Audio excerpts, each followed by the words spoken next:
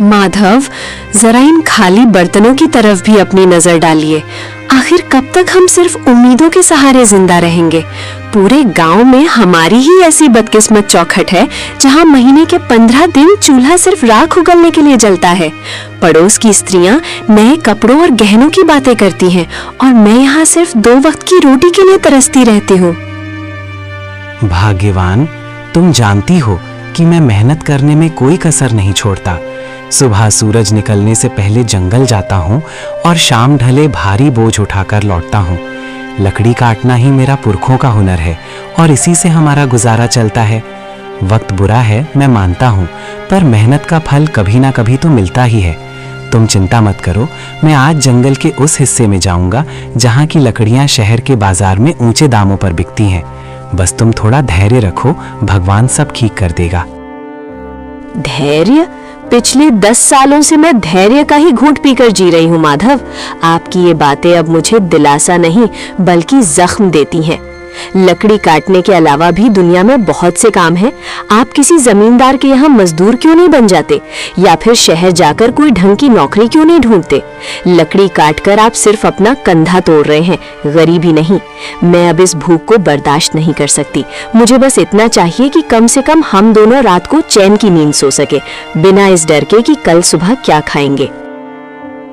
ठीक है भाग्यवान, अगर तुम्हें लगता है कि मेरी मेहनत काफी नहीं है तो मैं आज से ही दूसरे काम की तलाश शुरू कर दूंगा।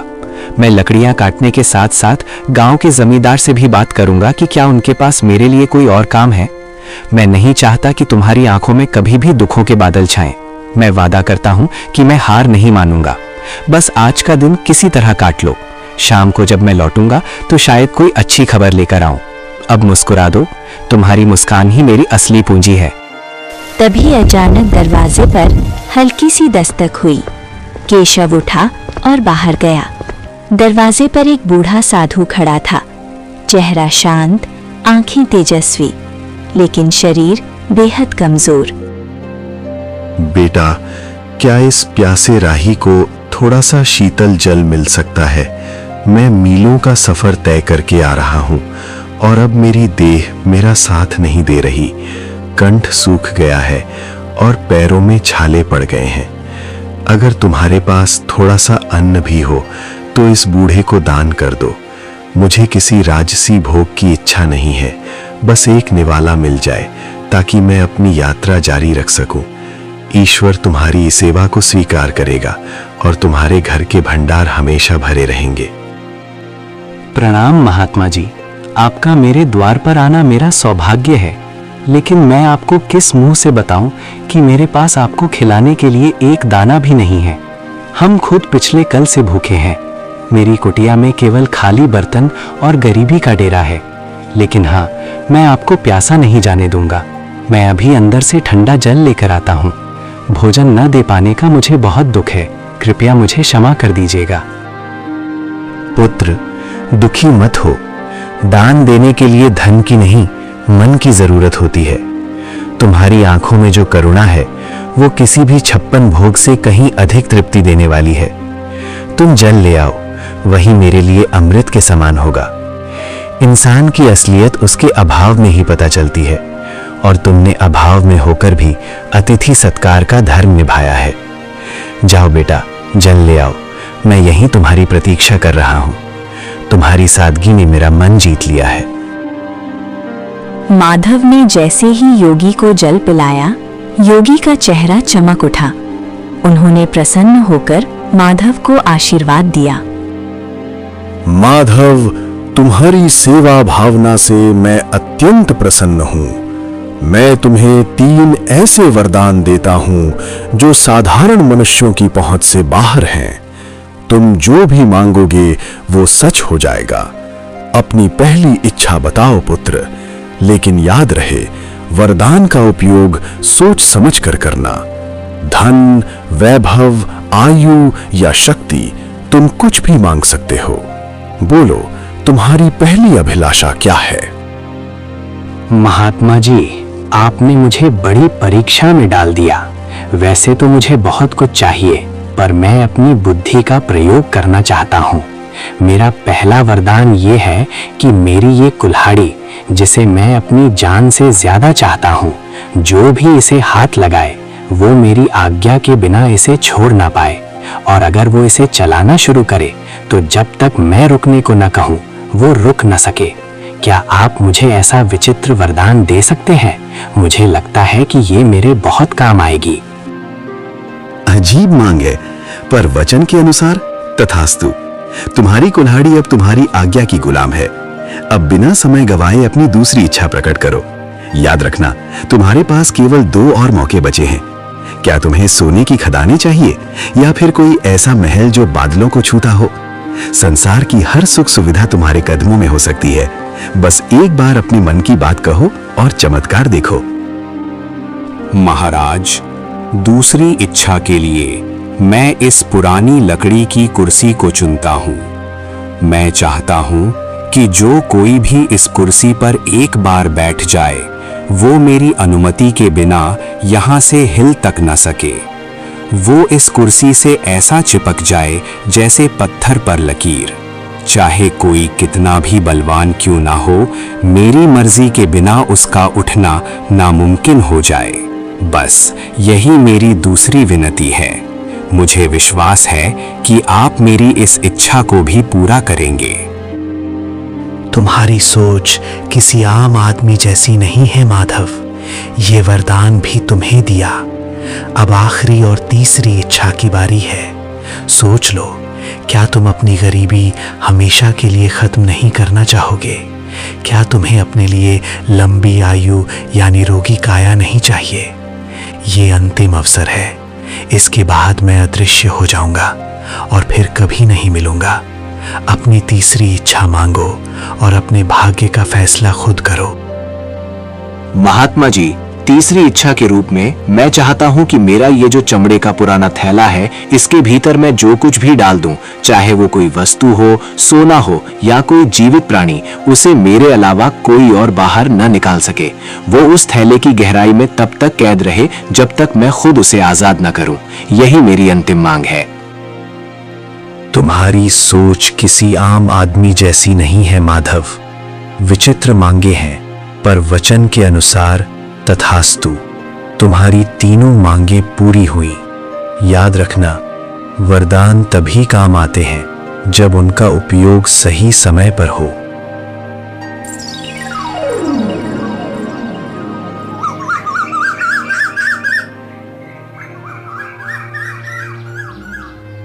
साधु बाबा के जाते ही भाग्यवान, जो अब तक चुपचाप सब सुन रही थी, ज्वालामुखी की तरह फट पड़ी।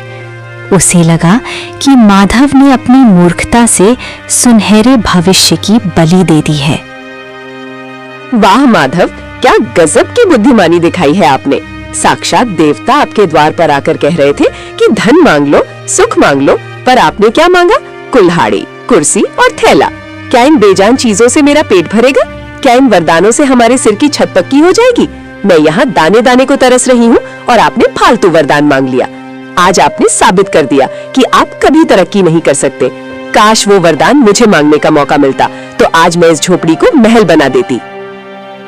भाग्यवान, तुम जो देख रही हो वो केवल साधारण चीजें हैं, पर मैं जो देख रहा हूँ वो एक सुरक्षा कवच है। कभी कभी सीधे तरीके से मांगा हुआ धन टिकता नहीं है, पर बुद्धि से बनाई गई संपत्ति सदा साथ रहती है। तुम मुझ पर भरोसा रखो। ये 3 वरदान हमें वो सब कुछ दिलाएंगे जो तुम चाहती हो। मैंने जो मांगा है उसके पीछे गहरा रहस्य है जो वक्त आने पर तुम्हें समझ आ जाएगा। फिलहाल शांत हो जाओ, क्योंकि आने वाला समय बहुत बड़ी चुनौतियां लेकर आने वाला है। पत्नी के तानों से आहत होकर माधव अपनी पुरानी कुल्हाड़ी कंधे पर रखकर चंदनपुर के सबसे घने और डरावने जंगल की ओर निकल पड़ा। दोपहर की तपती धूप पेड़ों की घनी छांव को चीरने की कोशिश कर रही थी। माधव एक पुराने बरगद के पेड़ के नीचे बैठ गया।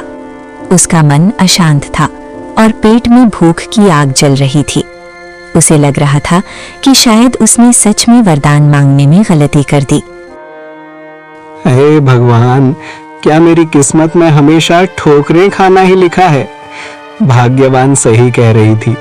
अगर मैं उस महात्मा से सोने की मोहरें मांग लेता तो कम से कम आज मुझे इस तरह भटकना तो नहीं पड़ता। पेट में अन्न का दाना ही नहीं, जंगल में भी अब सूखी लकड़ियां मिलना मुश्किल हो गया है। ऐसा लगता है जैसे ये पेड़ भी मेरी गरीबी का मजाक उड़ा रहे हैं। समझ नहीं आता कि मैं घर वापस किस मुंह से जाऊंगा। वहां तो सिर्फ खाली बर्तन और पत्नी की शिकायतें मेरा इंतजार कर रही हैं। तभी झाड़ियों के पीछे से एक विचित्र बूढ़ा व्यक्ति बाहर निकला और चेहरे पर एक अजीब सी कुटिल मुस्कान थी। वो धीरे धीरे माधव की ओर बढ़ने लगा। माधव ने गौर किया कि उस बूढ़े के चलने की आवाज सामान्य नहीं थी। जब उसने नीचे देखा तो उसके होश उड़ गए। उस बूढ़े के पैर इंसानों जैसे नहीं बल्कि बकरियों के खुरों जैसे थे। अरे ओ नौजवान, इतना उदास होकर इस वीराने में क्यों बैठे हो? तुम्हारी आहें तो इस जंगल के पत्तों को भी सुखा रही हैं। क्या बात है?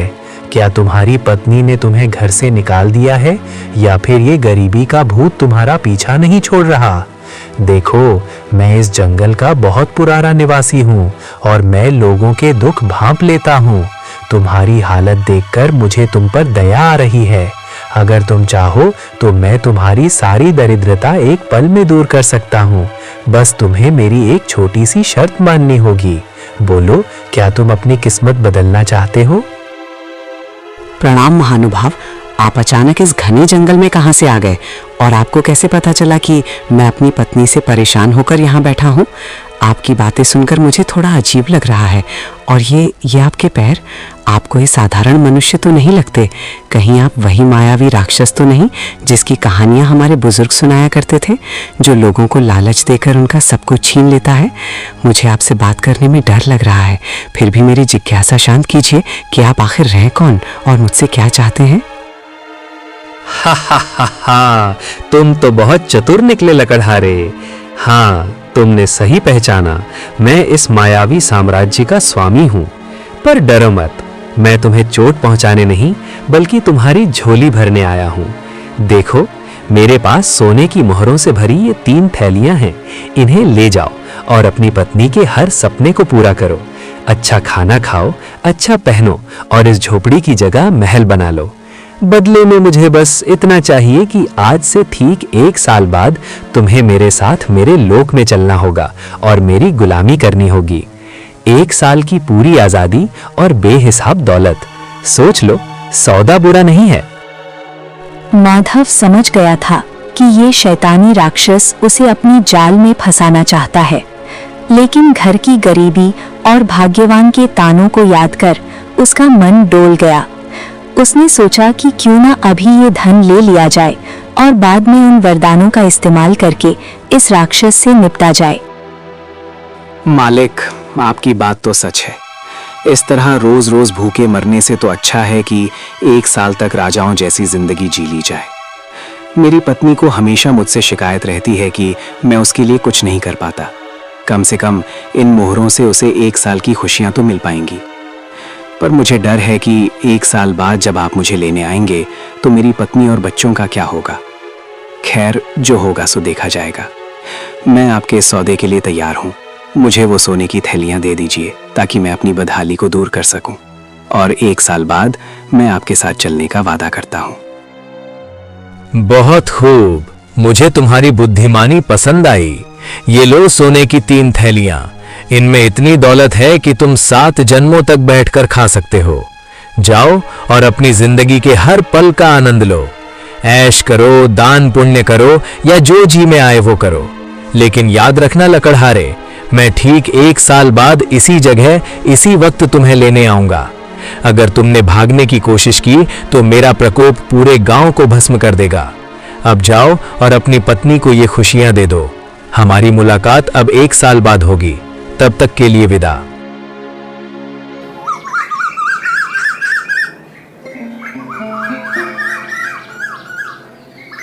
माधव भारी मन और भारी थैलियों के साथ घर लौटा। उसने रास्ते से ढेर सारी मिठाइयाँ, फल, मछली और नए कपड़े खरीदे। भाग्यवान, ओ भाग्यवान, देखो मैं तुम्हारे लिए क्या लाया हूँ। अब तुम्हें कभी भूखा नहीं सोना पड़ेगा और ना ही उन फटे हुए कपड़ों में रहना होगा। देखो मैं बाजार से तुम्हारे लिए रेशमी वस्त्र और सबसे बढ़िया पकवान लाया हूँ। और ये देखो सोने की मोहरों से भरी थैलियाँ। अब हम इस पुरानी कुटिया को तोड़कर एक आलीशान मकान बनाएंगे। पूरे चंदनपुर में हमारे जैसा अमीर कोई नहीं होगा। अब मुस्कुराओ और अपनी इस नाराजगी को छोड़ दो, क्योंकि तुम्हारे पति ने तुम्हारी सारी इच्छाएं पूरी करने का रास्ता ढूंढ लिया है। अरे ये सब क्या है माधव? सुबह तो आपके पास एक कौड़ी नहीं थी और अभी दोपहर ढलते ही आप सोने की थैलियां लेकर आ गए। क्या आपने कहीं चोरी की है या किसी का खून किया है? इतने सारे पैसे आपको भला कौन दे सकता है? और ये मिठाइयाँ, ये कपड़े, मेरा तो सिर चकरा रहा है। मुझे सच सच बताइए कि ये धन कहाँ से आया है? कहीं ऐसा ना हो कि इन सुखों के बदले हमें कोई बहुत बड़ी कीमत चुकानी पड़े। मुझे आपकी आंखों में वो खुशी नहीं दिख रही जो इतनी दौलत मिलने पर होनी चाहिए। आप कुछ छुपा रहे हैं ना? भाग्यवान, तुम बहुत सवाल पूछती हो। मैंने कोई चोरी नहीं की है। मुझे जंगल में एक बहुत बड़ा काम मिला है जिसके लिए मालिक ने मुझे ये पेशगी दी है। उन्होंने कहा है कि मैं 1 साल तक आराम करूं और फिर उनके काम पर लौटूं। बस तुम इतना समझ लो कि अब हमारे अच्छे दिन आ गए हैं। आने वाले 1 साल में हम वो सब करेंगे जो हमने कभी सोचा भी नहीं था। जो भविष्य में होगा उसकी चिंता आज क्यों करना? अभी तो बस इस भोजन का आनंद लो और अपनी खुशियां मनाओ। बाकी सब मुझ पर छोड़ दो। भाग्यवान खुश तो थी, पर उसके मन के किसी कोने में एक अनजाना डर बैठ गया था।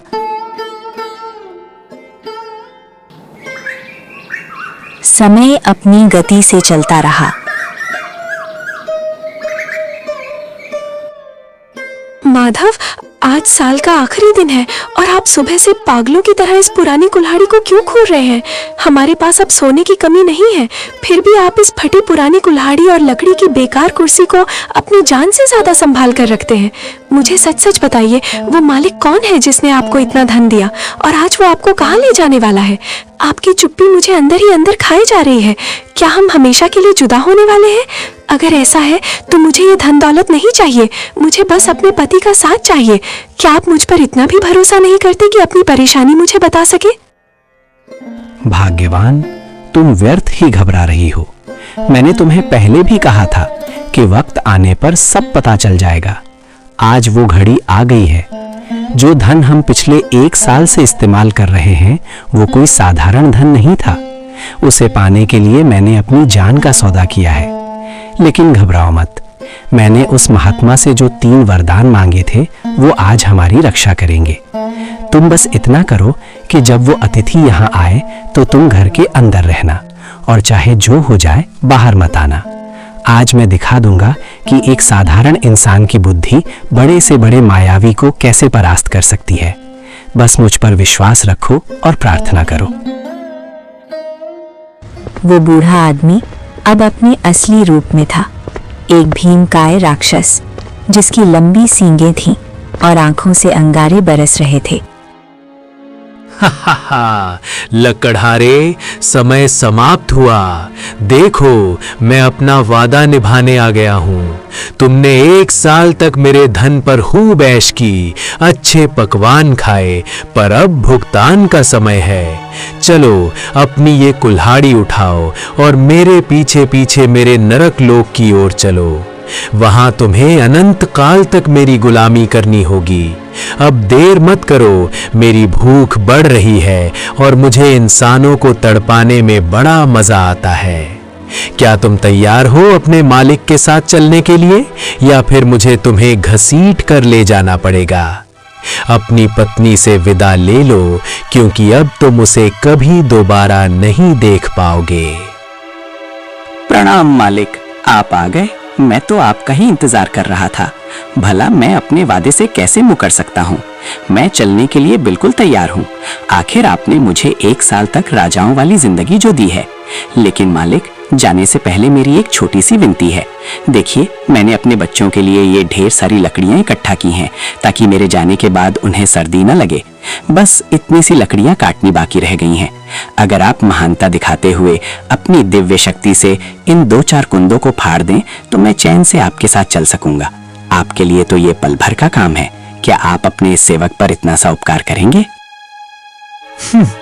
तुम इंसान भी कितने भावुक होते हो, जाते जाते भी लकड़ियों की चिंता कर रहे हो। लाओ इधर दो ये खिलौना जैसी कुल्हाड़ी, देखो मैं इसे कैसे एक ही वार में चकनाचूर करता हूं। ये लो और ये लो। अरे ये क्या हो रहा है? ये कुल्हाड़ी मेरे हाथों से चिपक क्यों गई है? मैं इसे छोड़ना चाहता हूं पर ये मेरे हाथों को जकड़ती जा रही है। और मेरा शरीर अपने आप वार किए जा रहा है। मैं रुकना चाहता हूं पर मेरे हाथ रुक नहीं रहे। लकड़हारे, ये क्या जादू किया है तूने? मुझे रोक, मैं कह रहा हूं मुझे अभी के अभी रोक, वरना मैं इस पूरी जगह को तबाह कर दूंगा। अरे मालिक, इतनी जल्दी थक गए? आप तो कह रहे थे कि ये आपके लिए बच्चों का खेल है। काटिए मालिक, अभी तो बहुत सारी लकड़ियां बाकी हैं। आप शायद भूल गए, इस कुल्हाड़ी को जो भी पकड़ता है वो मेरी आज्ञा के बिना इसे छोड़ नहीं सकता, और जब तक मैं ना कहूँ वो रुक भी नहीं सकता। अब काटते रहिए लकड़ियां पूरी रात। मुझे तो अब नींद न रही है, मैं जाकर थोड़ा आराम करता हूँ। जब आप थक कर चूर हो जाए और आपकी हड्डियां जवाब देने लगे तब मुझे पुकारिएगा। तब तक इस मुफ्त की मजदूरी का आनंद लीजिए, महाबली राक्षस राज। माधव, बेटा माधव, मुझे बचा ले, मैं हार गया। तुम्हारी बुद्धि के आगे मेरी माया फेल हो गई। मेरे हाथ अब फटने वाले हैं, मेरा दम घुट रहा है। कृपया मुझे इस कुल्हाड़ी के चंगुल से आज़ाद कर दो। मैं कसम खाता हूँ कि मैं तुम्हें अभी नहीं ले जाऊँगा। मैं तुम्हें 1 और साल की मोहलत देता हूँ और साथ में 3 और सोने की थैलियाँ भी दूंगा। बस मुझे इस नरक से निकालो। मैं अब एक पल भी ये कुल्हाड़ी नहीं चला सकता। मुझ पर दया करो। अच्छा, तो अब आप रास्ते पर आए। 1 साल की मोहलत और 3 थैलियां? नहीं नहीं मालिक, इतना कम तो मेरी मेहनत का हर्जाना भी नहीं है। अगर आप आजाद होना चाहते हैं तो आपको मुझे 5 थैलियां सोने की मोहरें देनी होंगी और वादा करना होगा कि आप अगले 2 साल तक इधर नजर भी नहीं आएंगे। अगर मंजूर है तो मैं कुल्हाड़ी को रुकने का आदेश दूं। मंजूर है, मुझे सब मंजूर है। 5 क्या तुम 7 थैलियां ले लो, पर मुझे इस जादुई फंदे से छुड़ाओ। मैं अगले 2 साल तक इस गांव की सीमा में भी कदम नहीं रखूंगा। ये लो तुम्हारी सोने की थैलियां। मैंने अपनी माया से उन्हें तुम्हारे आंगन में प्रकट कर दिया है। अब बस इस कुल्हाड़ी को रुकने को कहो, मेरी शक्ति अब जवाब दे रही है। माधव ने कुल्हाड़ी को रुकने का आदेश दिया। कुल्हाड़ी तुरंत राक्षस के हाथ से छूटकर गिर गई। राक्षस बिना पीछे मुड़े वहां से भाग खड़ा हुआ। समय का पहिया अपनी गति से चलता रहा और देखते ही देखते 2 साल का लंबा अरसा बीत गया। माधव, आज 2 साल पूरे होने को है। पिछली बार आपने उस राक्षस को अपनी जादुई कुल्हाड़ी से धूल चटा दी थी, लेकिन मुझे डर है कि वो इस बार और भी ज्यादा तैयारी के साथ आएगा। क्या आपको नहीं लगता कि हमें ये गांव छोड़कर कहीं दूर चले जाना चाहिए? ये ऐशो आराम, ये महल सब बेकार हैं अगर आप सुरक्षित नहीं हैं। मेरी रातों की नींद उड़ गई है। हराहट पर मुझे वही भयानक चेहरा याद आता है। भाग्यवान, तुम व्यर्थ ही अपने मन को अशांत कर रही हो। भय शत्रु की सबसे बड़ी शक्ति होती है और मैं उसे ये शक्ति नहीं देना चाहता। मैंने उन महात्मा से जो वरदान मांगे थे वो केवल खिलौने नहीं थे, बल्कि आत्मरक्षा के अचूक अस्त्र थे। आज की शाम हमारे लिए एक नई परीक्षा है और मैं इसके लिए पूरी तरह तैयार हूं। ओ लकड़हारे, बाहर निकल। आज 2 साल पूरे हो गए हैं और तेरा काल द्वार पर खड़ा है। तूने पिछली बार मुझे अपनी उस घटिया कुल्हाड़ी से बेवकूफ बनायागा, लेकिन याद रखना कि एक ही चाल 2 बार काम नहीं आती।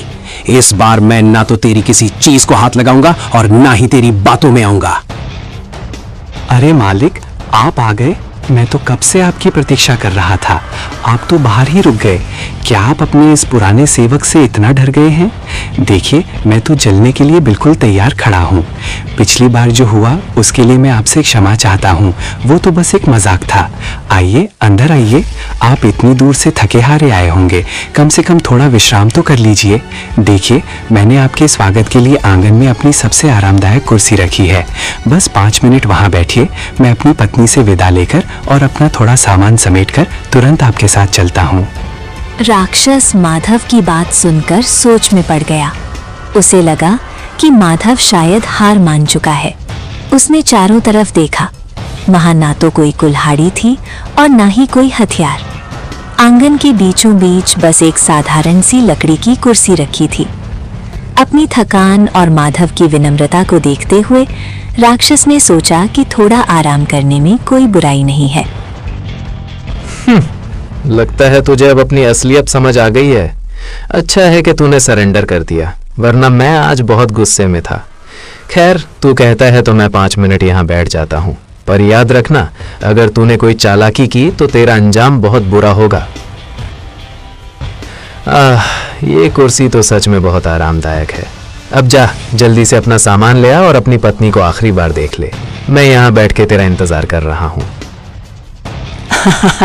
अरे मालिक, आपको कुर्सी पसंद आई ये जानकर मुझे बहुत प्रसन्नता हुई। पर क्या आप जानते हैं, ये कुर्सी जितनी आरामदायक बैठने में है, उठने में उतनी ही कष्टदायक है। जरा कोशिश तो कीजिए उठने की। क्या हुआ मालिक, आप तो हटने का नाम ही नहीं ले रहे। लगता है आप मेरी इस तुच्छ कुर्सी के प्यार में पड़ गए हैं। मैंने आपको बताया नहीं था कि जो भी इस कुर्सी पर एक बार विराजमान हो जाता है, वो मेरी आज्ञा के बिना यहाँ से हिल तक नहीं सकता। राक्षस ने पूरी ताकत लगा दी। उसने जोर जोर से चिल्लाया और अपनी मायावी शक्तियों का उपयोग किया, पर वो कुर्सी से टस से मस न हुआ। ऐसा लग रहा था जैसे वो कुर्सी का ही एक हिस्सा बन गया हो। वो जितना जोर लगाता, कुर्सी उसे उतना ही कसकर जकड़ लेती। हार मानकर वो फिर से गिड़गिड़ाने लगा। माधव, ये तूने फिर से मेरे साथ क्या किया? मुझे छोड़ दे, मैं इस कुर्सी से चिपक गया हूँ, मेरी हड्डियाँ चटक रही हैं। मुझे लगा था तू सुधर गया होगा, पर तू तो पहले से भी ज्यादा खतरनाक निकला। मुझे इस कैद से आजाद कर दे। मैं वादा करता हूँ कि मैं तुझे कभी अपने लोक नहीं ले जाऊंगा।